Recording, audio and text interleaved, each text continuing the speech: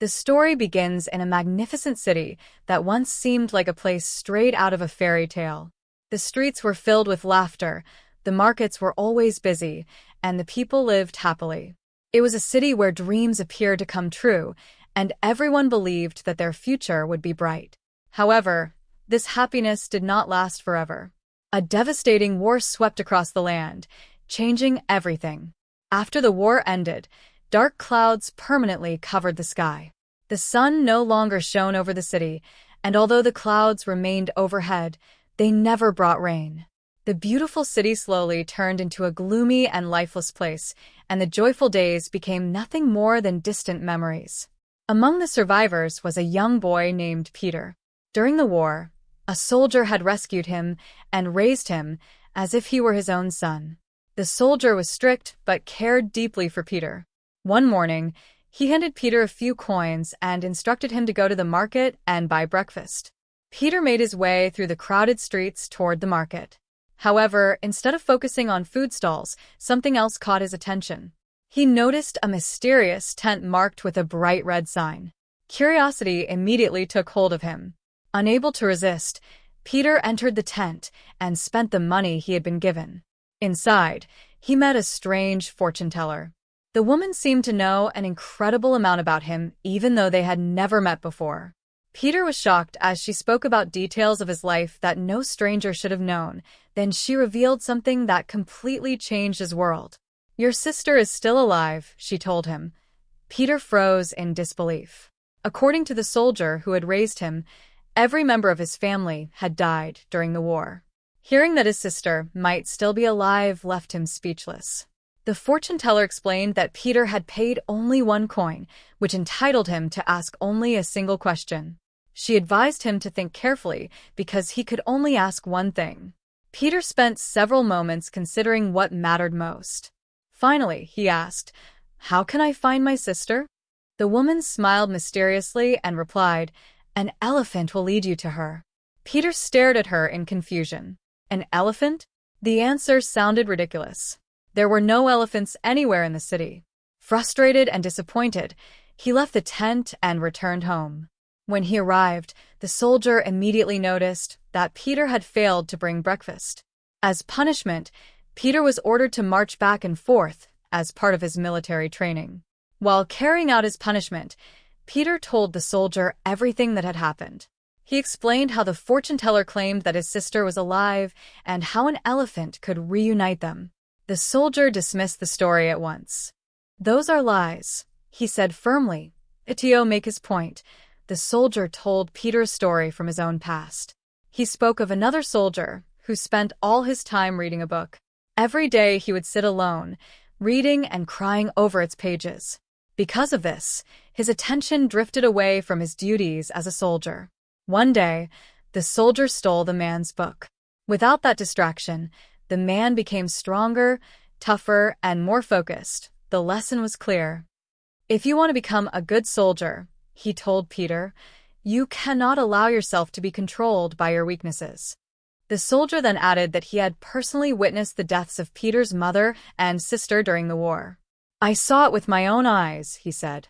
"There is no reason to search for things that no longer exist." That night, Peter continued his punishment by marching around the apartment. The loud stomping disturbed the neighbors who lived below him. Eventually, they called him down and asked him to stop making so much noise. Peter liked his neighbors, especially the kind man who lived downstairs.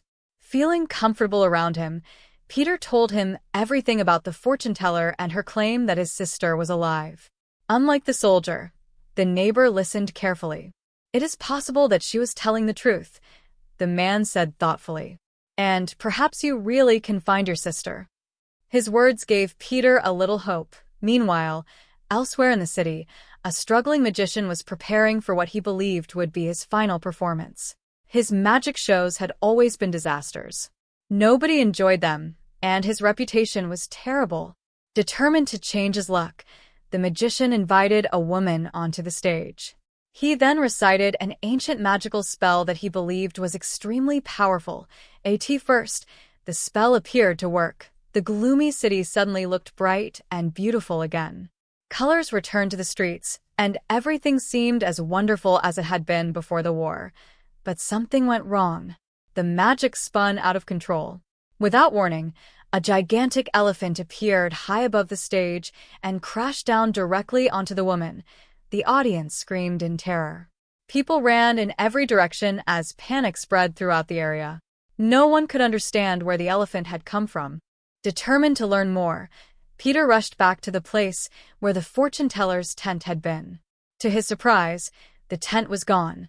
The woman had disappeared without a trace. Peter asked everyone nearby if they had seen her, but nobody knew anything.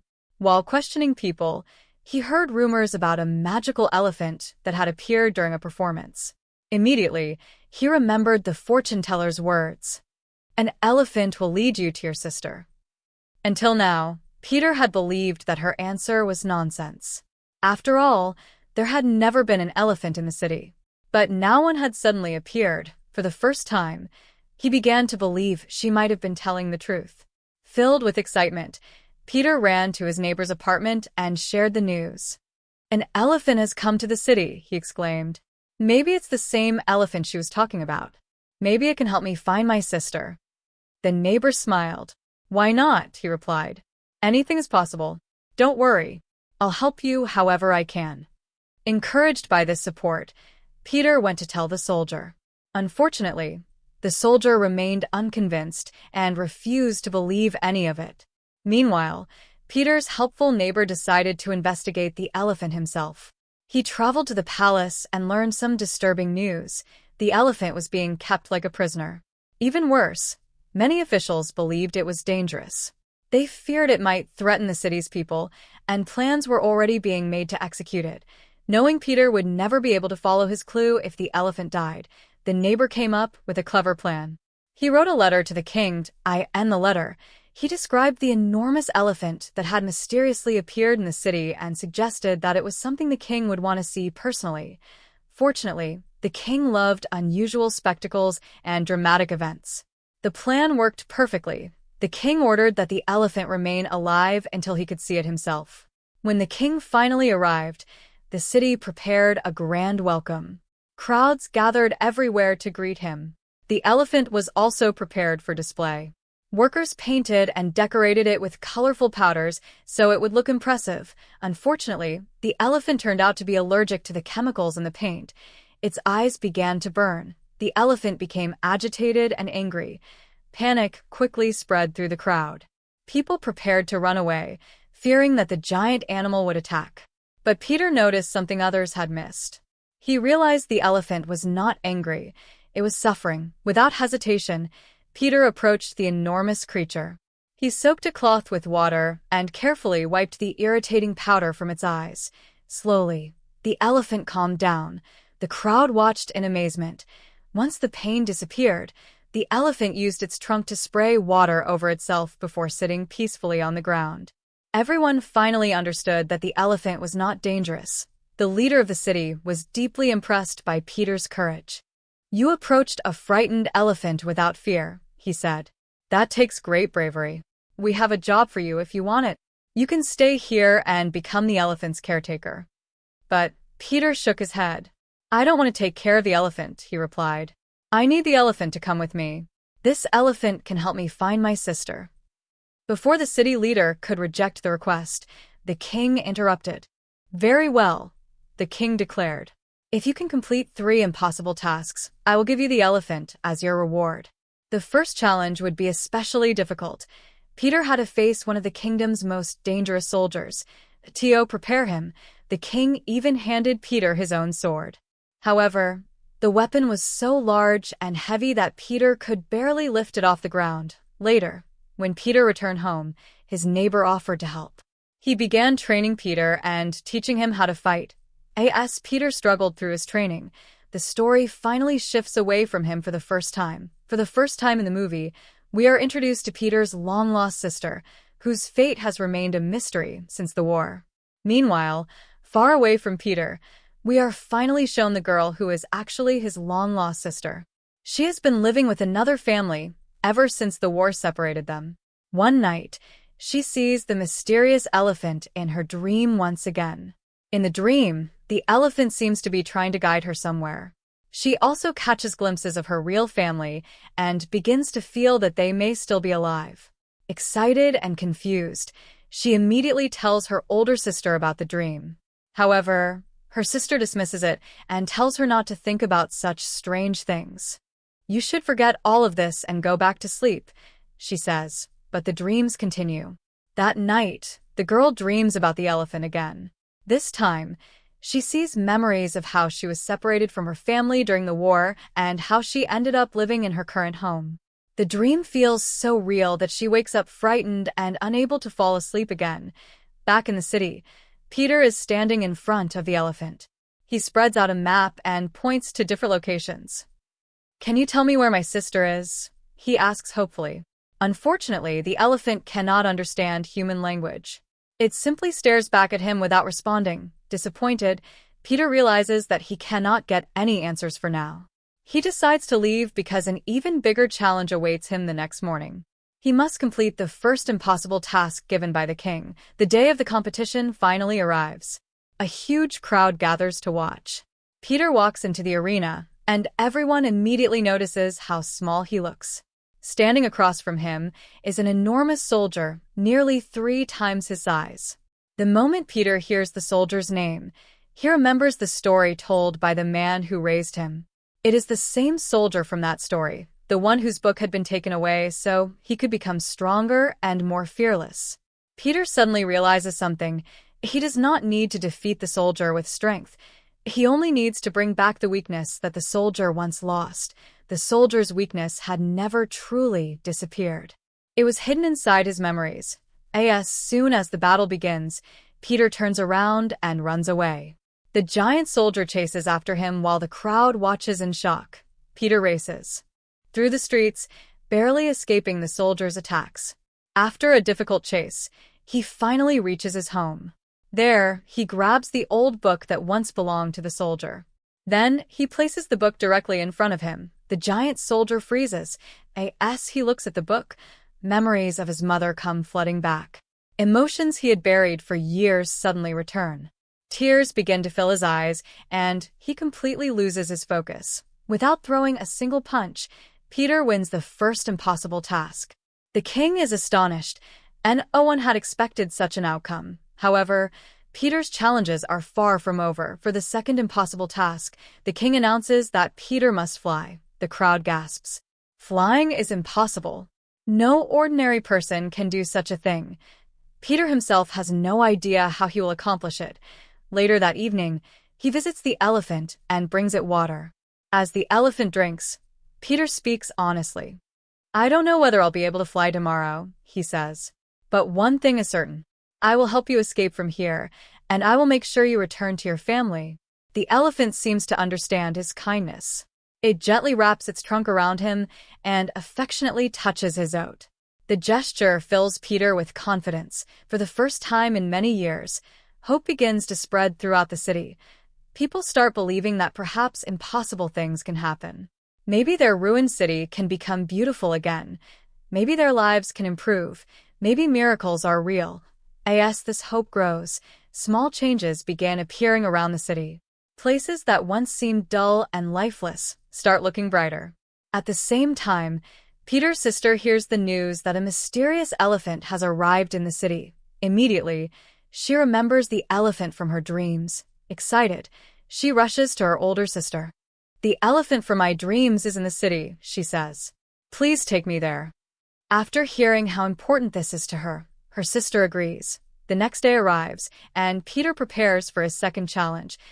As he gets ready, the soldier who raised him tries to stop him.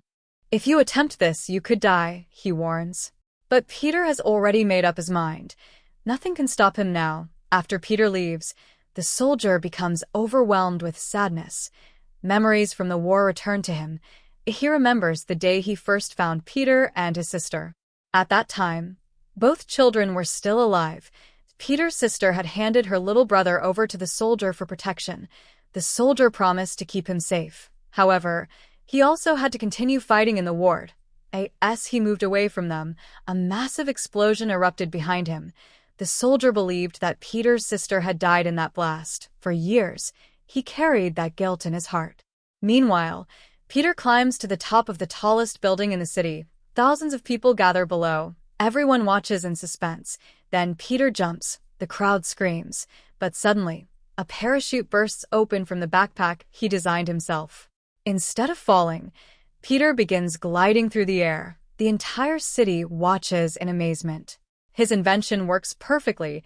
He soars above the rooftops, proving that humans can fly. The crowd erupts into cheers. Just like that, Peter completes the second impossible task. Among the spectators is his sister. She is thrilled by what she sees, yet she has no idea that the brave boy flying through the sky is actually her long-lost brother. The king now presents the final challenge. Peter must make the city's leader laugh. This seems impossible because the king reveals that the leader has not laughed for many years. Ever since his brother died during the war, he has lived in sadness, and no one has been able to make him smile. Peter wonders how he could possibly succeed. Later, while walking with the elephant, an unexpected visitor approaches. It is his sister. She stands in front of the elephant and asks a question that surprises everyone. "Why do you keep appearing in my dreams?" Before Peter can understand what is happening, or before the elephant can react, her older sister arrives and leads her away. Peter is left completely confused. The following day, the final challenge begins. Peter stands before the king, the city's leader, and a huge audience. He tells a strange joke. Silence follows. Nobody laughs. The joke completely fails. Then, unexpectedly, the city's leader forces herself to laugh so Peter can win. However, the king immediately notices what she is doing. He knows the laughter is not genuine. Therefore, he declares Peter defeated. Peter is heartbroken. To make matters worse, the king orders the elephant to be chained and taken away. "No, "Please wait," Peter shouts. He steps forward desperately. "At first, I only wanted the elephant because I thought it could help me find my sister. But now I understand something. This elephant has a family too. Please let me take it home." The king refuses. At that moment, the elephant becomes angry. It sprays a strange stream of water from its trunk directly onto the king. The sight is so unexpected and ridiculous that everyone bursts into laughter. Even the city's leader laughs harder than she has in years. The king suddenly realizes the truth. Peter has completed the task after all. He has successfully made the city's leader laugh. The challenge is won. The crowd cheers loudly. Peter jumps with excitement and hugs the elephant. Everyone celebrates. Soon afterward, Peter visits the prison where the magician is being held responsible for bringing the elephant to the city. "Please," Peter says, "use your magic again and send the elephant back to its home." The magician shakes his head sadly. "My magic doesn't work," he replies. "I don't even believe in it anymore." Before Peter can answer, a woman sitting nearby speaks up. "That's not true," she says.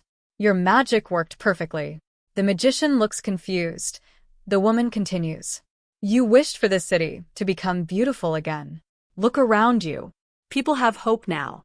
They believe that anything is possible. Because of the elephant, everyone has started dreaming again. That hope is transforming the city. Her words inspire the magician for the first time in years. He believes in himself. With renewed confidence, he stands before the entire city and begins reciting his magical spell once more. A powerful burst of magic fills the air. Then, before everyone's eyes, the elephant disappears. The crowd erupts with joy. Their faith grows even stronger. If an elephant can appear and disappear through magic, then perhaps anything is possible. As hope spreads through every corner of the city, something extraordinary happens. The dark clouds that have covered the sky since the war finally begin to break apart. For the first time in many years, sunlight shines over the city. Warm golden light fills the streets. The city looks beautiful once again.